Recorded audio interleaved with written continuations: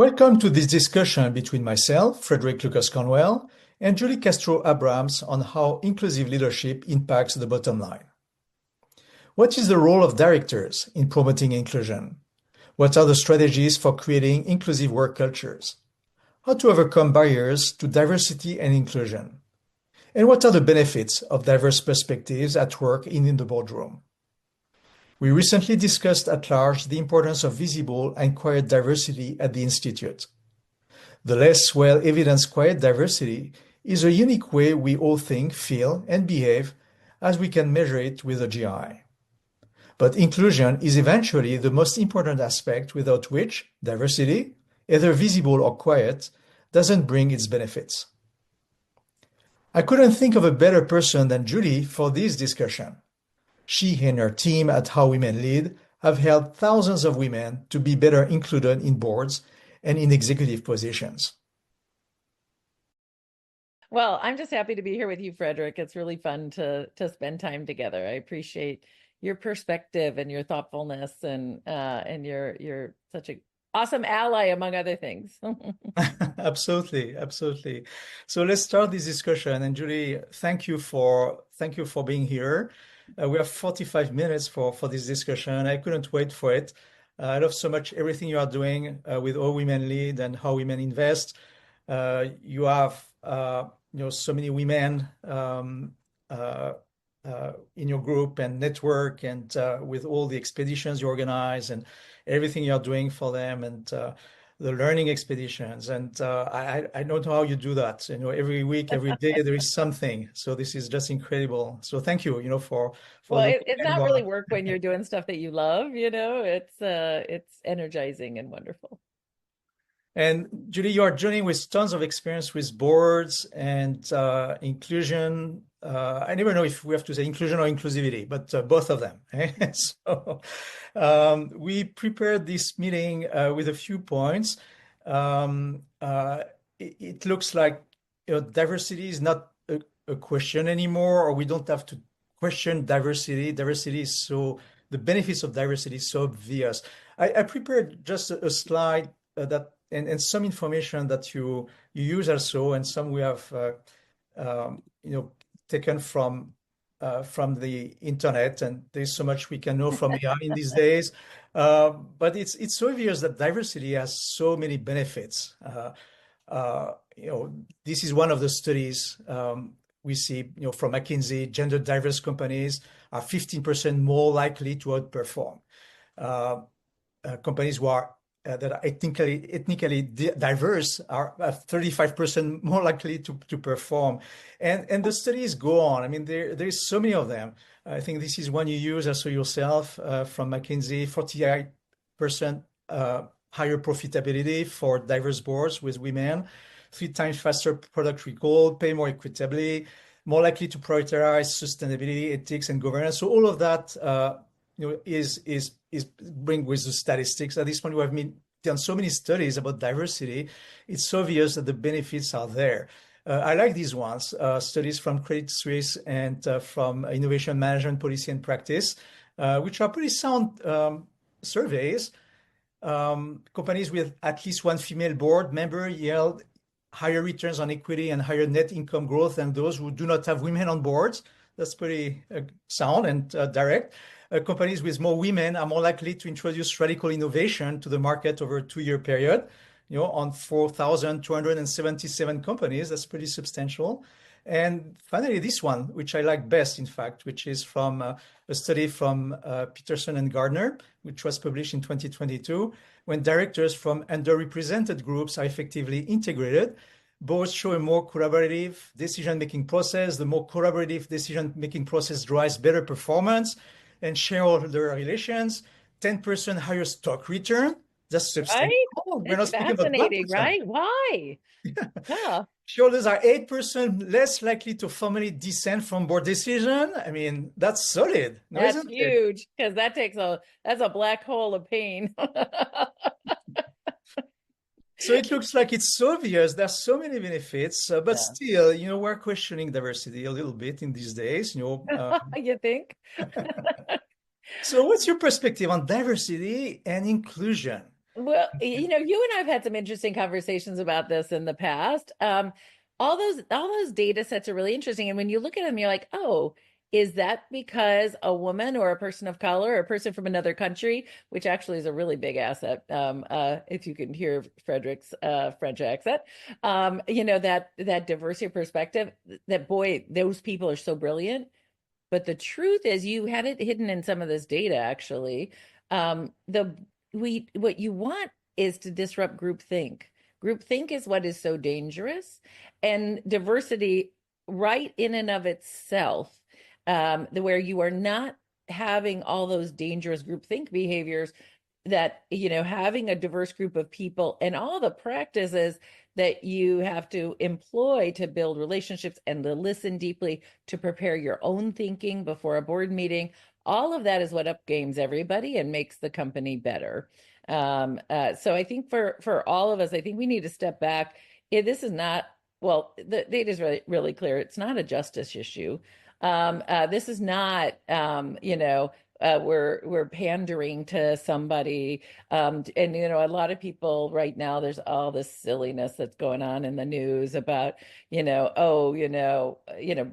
people saying horrible things about D&I means, somehow someone's, not qualified. It's absolutely outrageous. Of course, as you and I both know, it's also super dangerous. We're in a very interesting and I think sort of fragile place as a culture. We've done this cancel culture on D&I, on inclusion. But there are, and I think this is what, if you're on a board, this is why it's so fragile and important for you to lean into this. It is really hard to find qualified, educated employees. And if you are the one who, if you are trying to move a company into the future and you've made statements about how we're going to now masculinize the company, we are going to, we're no longer going to have D&I, you are going to lose talent. It might not happen today, but I promise you, those people are going to start looking and entertaining other roles because they don't feel included. And then we also have this issue of like 2 years from now is when I think it's really going to come out, where it's going to be really obvious.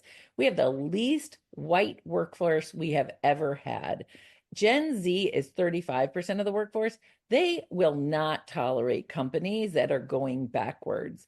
We have more women graduating from college than men, so you think you can make these, as a board, your responsibility to support and manage the entire structure and employees and stakeholders and shareholder activists, et cetera. You have got to show that you know what's going on in the workforce and in the environment. And we have, it's just such a fascinating thing. If you don't get emotional about it, you just lean in, you're like, what are we doing? What is happening here that we're in this space? And here's something, I don't know if you know this, Frederic. Well, you're the opposite of this, of course, but the most dissatisfied men, the most unhappy at work, are the ones who are anti-D&I.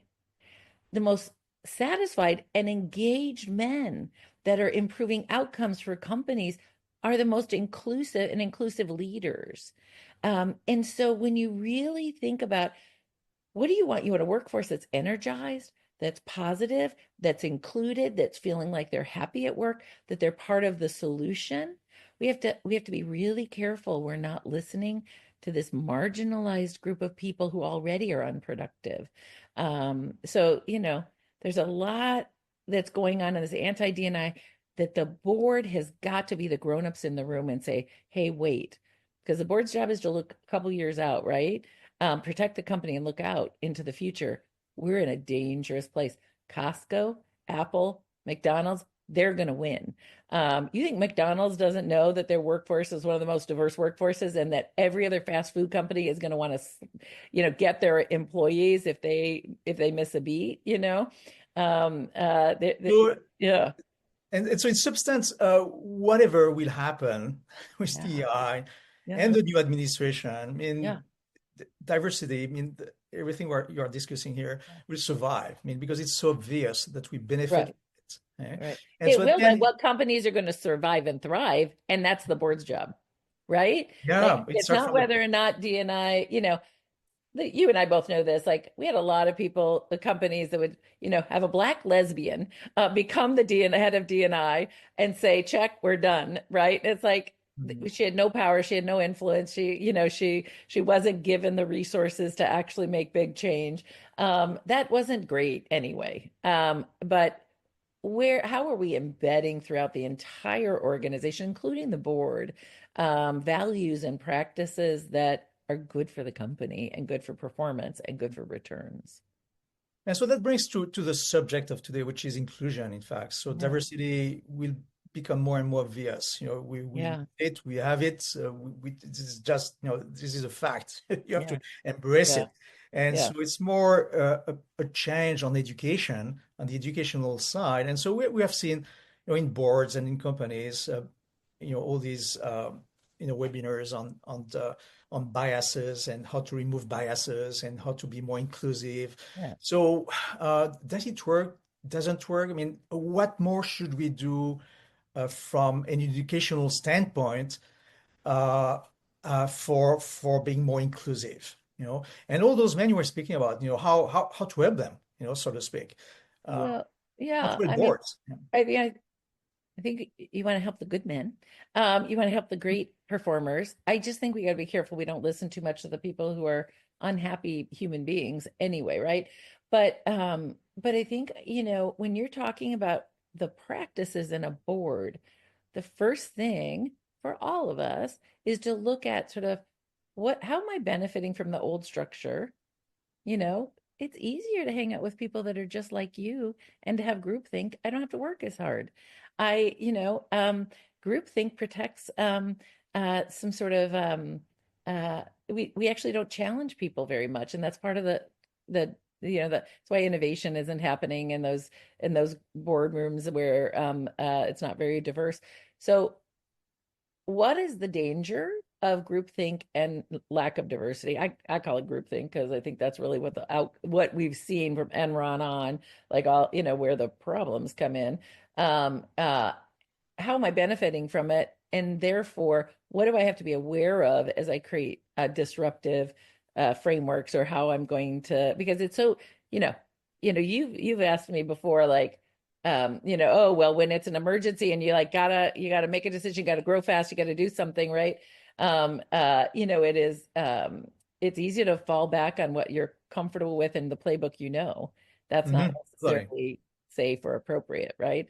So, how are you as a leader and as a board member aware of when you're slipping, aware of those bad old practices, and then how do you do the opposite consistently and change management for all of us, behavior change requires a discipline. And it can take a while before it becomes second nature, right? So Mhm. what disciplines are you putting in place to help you move towards that better environment? And it's fraught with all kinds of challenges because uh, groupthink by definition can demonize people who are outside of your group and think differently. So if you bring on one person that's different than the group, but you still have the same behaviors of the group thing, that person's going to be demonized and they're going to leave. So I'll tell you, I know all of these women who are the first public company board directors. If you look at the data, they're the data says they didn't stay in those roles as long as men Mm. directors. And if Mhm. you ask them why, they say because it felt the same as in certain corporate environments where you show up at a meeting and the audit committee chair says, "Oh, the audit committee made a decision." You're like, "I'm on the audit committee. When did that happen?" They're like, "Oh, we were on the golf course, or we were having cigars or whatever." That kind of stuff that feels very Mhm. excluding. And it's like, why am I on this board if you're not including me and using Mhm. what I have to bring to the table? Even if, sure, there's some financial reward and maybe some career visibility because you're on a board. So, there's some reasons that it's sticky, but not enough for most of us. There comes a point where you're like, my life force is better used. So you don't want to lose those people, and you certainly need, if you're paying them, you should get the benefit of their great thinking. Yeah, yeah. And so, don't you think, speaking about boards, chairs have more responsibility here? I mean, they Yes. should do things Yeah. differently and they should initiate, or if not the chair, someone in the board or someone in a committee, a governance committee or people committee. I mean, if the chair doesn't, lead, toward inclusion, who should do that? Is it the Well, responsibility of everyone or? I mean, think about it, Frederic. Of course, it's everyone's responsibility at a certain level, but if the chair is not on board, you have a problem. Mhm. But the chair can't be the only champion. So my belief is the entire groups needs to say, we acknowledge the risk of how we've been doing things. We acknowledge the value of doing it differently. Here are the practices we're all going to agree to, and we're going to keep each other accountable. So I actually think to have a chair and then also have, someone on a governance committee or another, other people who and the whole board, in fact, but especially a couple other people that you've enlisted and said, hey, listen, I'm going to do my very best because nobody's perfect and you don't turn the corner immediately just because you have intention, right? It takes a minute. You can slip. Hold me accountable. Help me if I don't keep up with these practices we've agreed to. Um, I think that that's what's so critical. The chair sets the tone of who's listened to. Mhm, mhm, Now, corporate boardrooms are very private institutions. As far as I know, there's no data about this, but I'll give you an example. Harvard's Business School um, was looking at the fact that the people entering the Harvard's Business School, the women actually were better prepared. They had better career trajectories. They were higher level. But by the end of business school, the men got better jobs, they got more awards, and they generally, like the university awards, and they did better. mhm, Okay.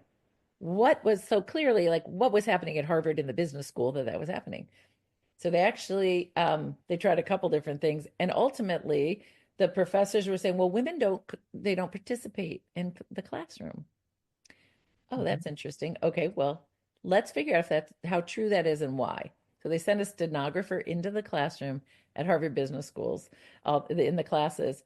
Women raised their hands, and the professors either didn't call on them or they still had the impression that women did not participate, even though the women participated equally. Isn't that mhm, interesting? We have such deep-seated bias. We actually don't realize what we're doing. No, those are mhm, people those are researchers. These are experts. These are people who, I am certain did not intend to be biased in that way. So I mhm, think all of us need checks on and other people maybe to be check, how many times is this person being listened to? This other voice? Are we really giving them airtime? Maybe we should take a playbook from the Harvard Business School and make sure that we do a little bit of an audit on a regular mhm, basis and keep ourselves accountable because otherwise you're not going to get to those returns you just talked about. I mean, those are significant and compelling. Think about it, 10% better financial performance, better risk management, less shareholder activism. That's worth some discomfort in the boardroom, if you ask me. No, absolutely. So from your example, I mean, most if it doesn't come from the chair, if it doesn't come Yeah. from one director, I mean, those who are in the minority group have to lead. Yes. Like you do with how women lead. I mean, you are empowering women to be a voice and to be so confident in their role in the boards, and to lead the change on diversity and to be make it more inclusive and also equip them for. Very hard if you're Oh, the out group to be the one to drive inclusion. yeah, please speak So, about that. Yes, the changes and yeah, yeah, how equipped you need to be to face, those changes, and how can you be the force of change here? yeah. Well, I think, you know, women literally are taught um, to not speak up, and Hmm. the culture reinforces it by literally not hearing women. Literally in our culture, women's ideas are glossed over and then it becomes some guy's idea later on. Hmm. It happens real time. You can watch it happen in certain meetings. So it is it, it it is very challenging for a woman to walk into those environments and say, I'm going to be the force for change. But it does happen. It Mm. takes very direct communication and a lot of confidence. But if it's fallen on deaf ears, you're in trouble. So here's the good news, though. In 2010, depending on the group you're looking at, but for the most part, about 9 to 10% of public company board members were women. By 2022, it was 33%. Why is this so important? Well, when you're the one person in a room that is different, those things happen I talked about. Your longevity in your terms are not great. You're not really being heard. You might be tokenized. You might even fall in line and just agree with the things that the group says. But when you have three people who are other, a woman, people of different ethnicities, if you have a group, at least three people, you actually can, that actually moves the culture in a board or any group to evolve and shift to be different. They become a power base, if you will, and they get heard. So if you get three people who are other on your board, by definition, you're going to evolve. It's very challenging to try and stick with groupthink behavior when you have three people that are other. So I think that if nothing else, just get those three people on the board. I think it's probably your easiest route to the win. So as board, what I always encourage women to do, it's like the minute you get on that board, you get on that nom and gov committee, so that as soon as they're looking for another board member, you bring all kinds of candidates. So I place women on boards, right? And the chair of the board of a public company who I helped place a woman on his board, he literally said to me, he was like, she's so fantastic. I wish I had a board. If I had a board full of people like her, I would be golden. We would be great. How did you find her? And I'm like, I didn't know how to say, like, I could fill up your entire board with people who are extraordinary. So like, it's not, yes, she's wonderful, but she's not all that unique compared to the women I know. Yeah. So So most of the time, the educational process starts with the onboarding, or even before with the selection, or okay, we need a woman, right. we need diversity in these boards Yeah. because they're just men, or And you the have to situations be where they're just, proactive. know, Yeah. you have to be Everybody's mad about, any kind of a quota right now, but the truth is our bias Mhm. means we're having worse financial performance and we're having more greater risk.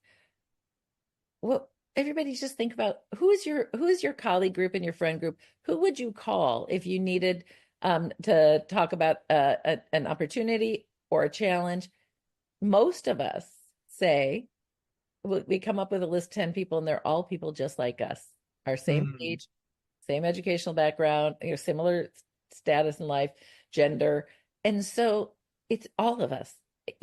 This happens, doesn't matter who you are. And so if you just acknowledge and realize, for the most part, my trusted people are the people that are like me, I actually am going to have to be very proactive in both looking for a different group of people to evaluate, but also figuring out why do I trust people like me, and what can I and confer so much more trust, because they're not more trustworthy. They're Mhm. just people I think I get more, but that's dangerous because it's not always, it's a fallacy. Your brain is playing tricks on you. How do we actually both seek those people out and actually have create an unbiased analysis, interview process as we can, so that we don't, so often, like years ago, there was a woman who got fired and there was a huge legal fight because I think it was Kleiner Perkins. She left Kleiner Perkins. And the ultimate ruling was she Mhm. wasn't a cultural fit. And it's like, Mhm. that's the point. The culture was a problem for this Asian woman working in this company. So, what is that telling us? And how do we need to create a culture where people, one, where you can find them and hire them, and then when they come on, they feel valued and heard and included. And that actually takes a disciplined effort, because it's not going to be the chair and the other people's go-to. They're going to Mhm. lean back on the people that are like them to trust, and I to think what you just brought here in the discussion goes toward the question we are having on the Q&A, and I invite all participants to put some questions there, please. There's a question which is which is a different angle to what you just answered, but maybe there are different answers to that. Uh, how to be effective and successful uh, to hire diversely and inclusively without it feeling like companies checking the box. Eh?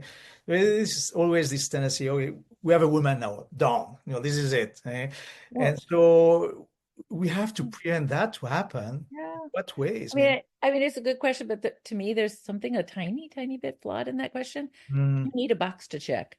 There's more to do, but you first have to have the box. Because mm, if you say we're going to go find the most qualified candidate, and it's all the same kind of people looking for the qualified candidate, their belief is going to be that the most qualified candidate is someone who's just like them, who they know, they went to school with, they trust, they see, they think thinks like them. That's the danger. So I actually think you need to make the boxes. You need to check the boxes, and then that's certainly not enough. That's when the work. So we were talking about recruiting. Now we got to talk about onboarding. So every one of us think about groups that you're in that function the best. Generally, well, it's when people are happy, they're feeling heard, but there's also some relationship development. mhm, mhm, So if we are on a board together, we should be going, you and I should go out to dinner together. I want to know about your family. I want to know about what motivates you. I want to know about, where do you see are your greatest strengths, and where are the things where you're like, hey, listen, back me up because this might be my blind spot, right? If we can get vulnerable and authentic with people on a one-on-one basis, you show up at that next meeting and you're like, I have so much care and empathy and compassion, and I will listen differently to you. If it is very much a formal, I'm checking the box meeting and dinner, and you're not really getting into any real trusted relationship building, then you didn't quite do your job. So mm, how are we, if you're going to be in the trenches with someone when the CEO gets fired, or you have shareholder activism, or you have a massive PR crisis, or there's a huge fire and you lost resources, and you're trying to figure out how do you figure this out together. We all need to trust and know each other enough that we mhm, also know, like, hey, in this moment, I'll take this, you take that, or what's your perspective? Here's my 3 points. And instead of it, me trying to defend myself, mm, I will truly listen to you. Like, there, mm, you got to build relationship, and then you need to create an environment in the board. I actually think, I'm a super extrovert. I've learned in my life that you cannot have a bunch of extroverts and be super effective. You need extroverts, introverts, you need a whole different group types of people, and mhm, you have got to create different modalities for a group environment. If all you ever do is have group conversations, the loudest voices, the fastest thinkers are always going to be the ones who kind of, lead um, where you're going, and mm, the other people will shrink back. But if you give other people, some certain kinds of people need space, and they'll come back with an even better answer. mm, They might not be the first one to come out, and then they'll sit there frustrated with themselves, frustrated with the group dynamic. So how we all know this from work. It's like, how you got to do it in the boardroom, and I think we forget that. How do you create? Hey, we're gonna break up into pairs and have a conversation. What do you think we should do? But in pairs instead of in a whole group dynamic. Or say, I'm gonna ask everyone right now. Here's this challenge we're wrestling with. I want to ask everyone to take a few minutes, just like, write down what you think, and then come back to the group. There's a lot of different ways for just facilitation of good group conversations that will just undo some of the dangerous modalities we're all used to, and we lazily get back into. yeah, and that's something we experience also at GI. Yeah. We refer to quiet diversity versus visible diversity. So visible diversity is one thing. This is important. You need to check the box. This is a business imperative. You Yeah. need to show up Yeah. as a diverse board or as diverse company, or if by definition your company is diverse because you need all this workforce which is diverse, you need to show it that also at the board level. But then it gets to this quiet diversity where you cannot just have extrovert people like you, Julie. I mean, you're fantastic at your role, Yeah, but I'm but exhausting after a while if it's just a bunch of me. yeah, just a bunch of 12 Julie in the room. How does it work? And so we need quite diversity, and that quite diversity also need to start from the beginning, making sure that we have a diverse board and taking advantage of visible diversity to have also more quiet diversity, making sure we Yeah, have this quiet diversity and that people know about it. And that's something that needs to start as soon as possible. Don't just let the biases creep in right, because they are right, biases. right. So that's Well, going to improve very and I much. think this is something we should just pause on for a second if we can. So you've got, you'll have your list. It's like, we need an engineer or an audit, someone who could be on the audit committee. Like you'll come up with like a grid, right, of what expertise we have. You don't need all CEOs who've been, who their path was being a CFO before. Like that's not the, you can have a checklist of diversity. Um, People will say, well, isn't cognitive diversity enough? Well, let's just for sake of argument say this group that looks all the same kind of people actually can disrupt groupthink, right? Yep. That's not doing what you just said, Hmm. which is externally saying, hey, this board represents the population of our employees or our clients, and therefore you can trust that there's a sort of, a more a conversation where your interests might, could be represented. Now, there's no way one Latina is going to represent every Latino in the whole, spectrum. There's too much diversity in that group alone. But if you're a Latina employee, or if you are their biggest customer and you're Latino and you're making a decision about who to go to, and you see Hmm. that diversity, that, you've got a Latino on the board, that actually is a huge plus in your favor. So there's a Hmm. couple pieces. There's how do you make better decisions as a board and disrupt the bad group think we all fall into, and that is human nature. So I'm not shaming anyone because I do it. I'm right there with everybody else. Like it's so much more fun to be around people just like me, where I don't have to like work hard and prepare, I don't have to put up with anyone thinking differently than me in my personal life. But you also have to be aware, like the population is, the employee population is very diverse today, and they're valuing that diversity, but clients as well. And so you also need, as a senior executive team, you also are the ones that are having people say to you, hey, like, I'm not sure I want to give you my business because your board doesn't look like it's evolving. What, that those conversations happen, and that's where the shareholder activists come in, because they're the ones who probably hear it more than you do in the boardroom. Some of that stuff doesn't get elevated to the boardroom unless you actively ask every salesperson, is anyone asking you or commenting on the composition of the leadership in the company, right? So it's important on so very many levels. Hmm. Yeah, it is. And so it goes to our original point, which is it's ineluctable. I mean, this is, the pressure is coming from the clients and the employees and the global economy. And so we have to embrace it, Yeah. and that needs to be reflected in the board. We have a question coming. So to that point, it's just hard for that diversity to come from inside the board, for instance. And that's something we experience at GI because we are more and more involved with boards, and we are more and more involved with boards because at some point boards have some struggles working together, and you see diversity, and there are men and women, different ages, different Yeah. perspective Yeah. and background, and Yeah. everything, and they fight with each other, Sure. and so maybe it's good fight, and Some of but it, that's good. Some of that fight's good because it's disrupting, like we're going to do things yeah, we've always done, right? That's where yeah, innovation comes from a little bit, is the tension. yeah, Fighting, but I don't know. it's Like a taking little bit of challenge is good. Fighting seems a little, you know, absolutely, absolutely, yeah. and so it's taking advantage of those situations to to help them grow and So embrace your skill is diversity. coming in and help people listen to each other. Is that what it is? Like Uh, when you sort of are in those situations, what are you doing?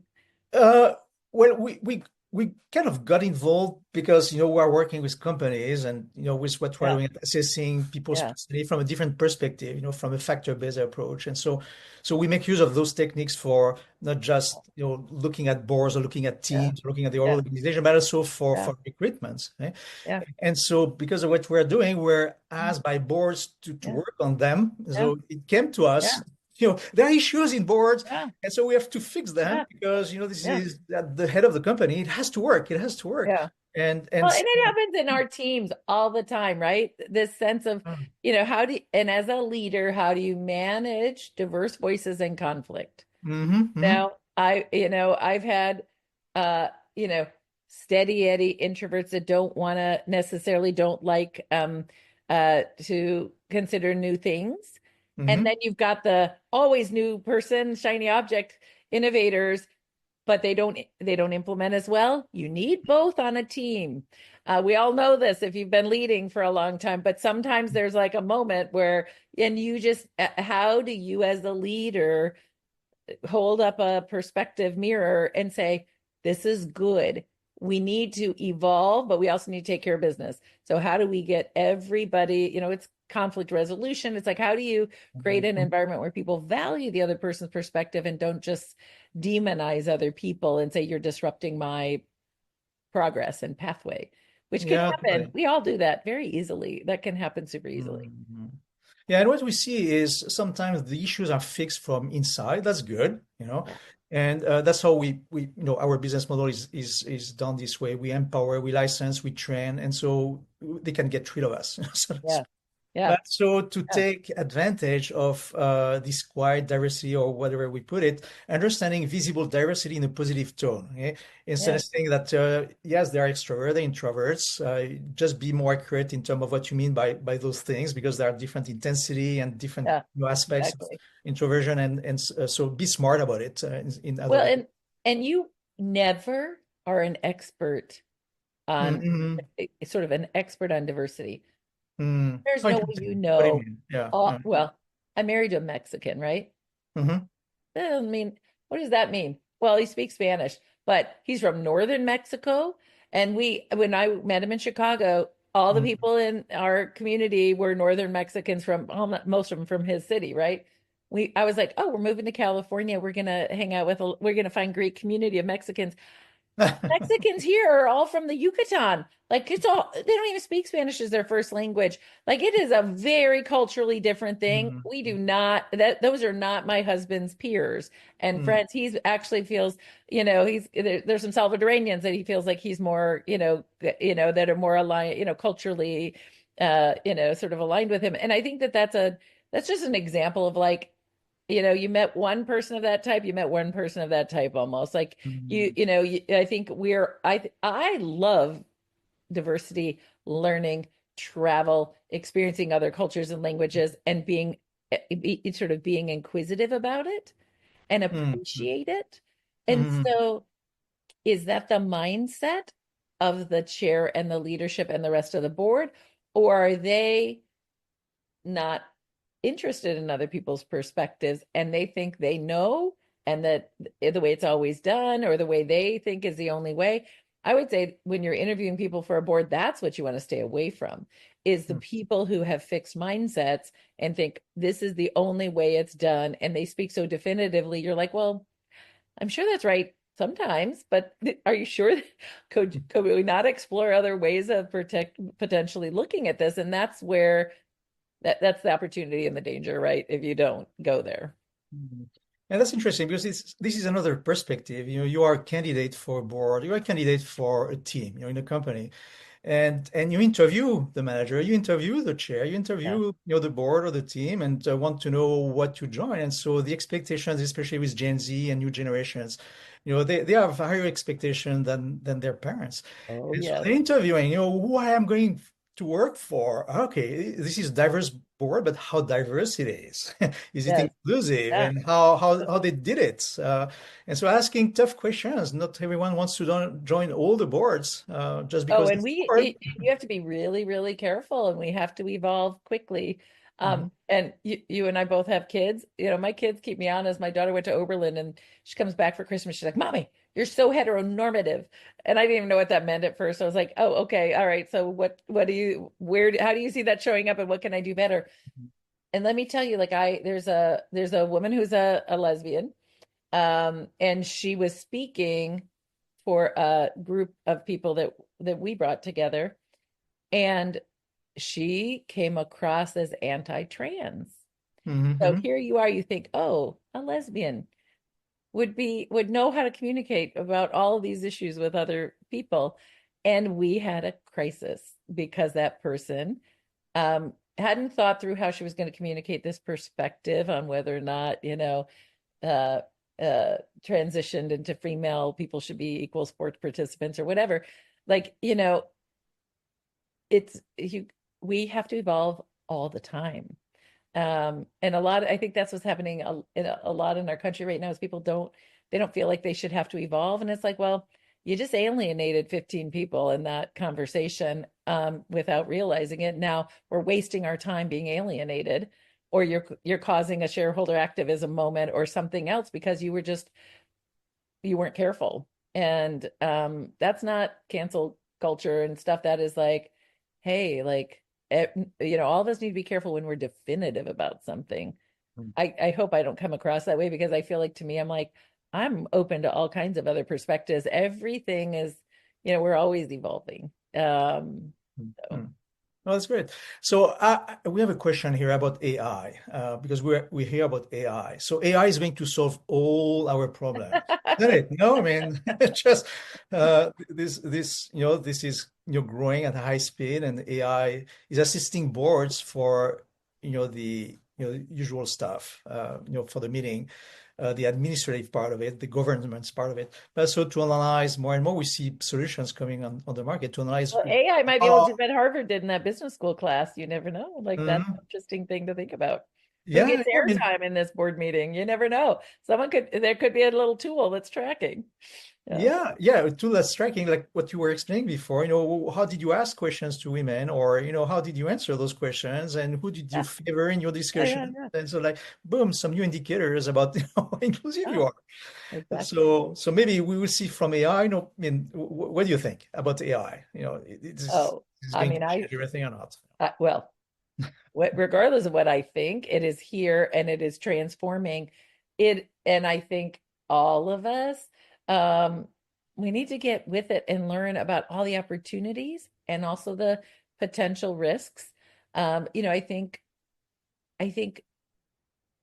you have to have emotional intelligence and be able to have an overlay of good discernment and judgment in whatever you do. And I think there's just danger to over rely on any tool. It's data, it's really critical. But if we stop with the critical thinking, that's like, well, I see that this is what this AI tool, is reporting, but this doesn't, this it doesn't quite make sense to me. And where could the gap be? Like you got to be able to speak up, and really pay attention to, and to be so. For example, radiologists, a certain percentage of radiologists use AI, use their judgment, and it becomes a really good tool for them. But we actually have a crisis where a bunch of radiologists have been over relying on AI, not using their own judgment and causing big harm. Hmm. So that's a great example of something, right? There certainly are things AI can see that your eye might miss, but the judgment call about what the implications are of this requires a human oversight. And That's a so, great example. That's a yeah, great right? example. So we want Fascinating. not artificial intelligence. We want real intelligence, especially when it comes to people. I mean, you cannot replace, this Yeah, emotional, we call it yeah, also behavioral yeah. intelligence. There's more into it But that there are things is that, fun about that. we invested in a company called Clear Brief. This uses AI. So like if I'm going to go I'm going to court and I get, on Friday afternoon, I get the big, discovery binder, if you will, historically what we've seen in the law firms. So it's like, okay, associates, You're going to spend the weekend going through all of their references and making sure everyone ties out and they've actually done this, that, and the other. That's painful. You're not, there's no real judgment. It's just like a Mhm. rote exercise that I'm not sure people with a law degree need to be spending their time on. Clearreef will do that. You can Mhm. Mhm. oversee it and check and say, if they say there's inconsistency or this reference doesn't work, it may or not be the lightning bolt that wins your case. But it's a really powerful data point and can go really fast. What a relief is that? How Mhm. great is that? There's no way the AI is going to go deliver your message in court and Yeah. react real time and be able to do all those things that you need to do, right? So Mhm. it can be a great tool and save a lot of the grunt work that a lot of us spend time doing. Uh, Yeah. Yeah. Yeah. so Okay. Well, so we're almost on time. We have 1 more minute. So to uh, close this meeting, what about the future of inclusive cultures? Positive, negative, I uh, think we how have do you no look at it? choice. You have no choice. You're going to go out of business if you aren't figuring this out. So, I think it'll naturally, people will naturally fall by the wayside if they don't actually do this. And I think right now we're having this weird blip, and and I think it's just, it is a absolute imperative. You can't say I'm not including Hmm. 50% of my workforce. You just Hmm. can't, it doesn't make sense. It Uh, doesn't make sense. and Yeah. I The mean, question it's is how silliness. to do it, not what Yes, if we have to do it. exactly. Exactly. And don't you want happy, productive workers? So, I mentioned a data point on the anti-DNI men. It's just a data point. It's not mine. I didn't come up with it. I'm reporting what's in some of the research. Um, but you're also unhappy if you are feeling like you have to hide yourself, if Hmm. you are being diminished, if you're not included. So all of a sudden, we are not getting the innovation and the value out of those Absolutely. Yeah. people that are in our workforce and other in the boardroom or wherever they are. So it's it's bad business, and destructive Okay. to companies. So Well, thank you, Julia. I have to thank you so much for your input, insights, this discussion. This is lively. And thank you for everything you are doing also for women. I have 4 girls, as you know, so yes, I they benefit do. from it as well. And Yeah. so thank you. Thank you. Thank you Oh, also for the what an honor participants, to for be the here today. questions. Well, Yeah. thank you, Julie. And I invite everyone to know if you have other questions on the topic to come to us. We'll post this interview if you want to review it later. And thanks again for this time. Thank you for your leadership. This is important work. Thanks, Julie.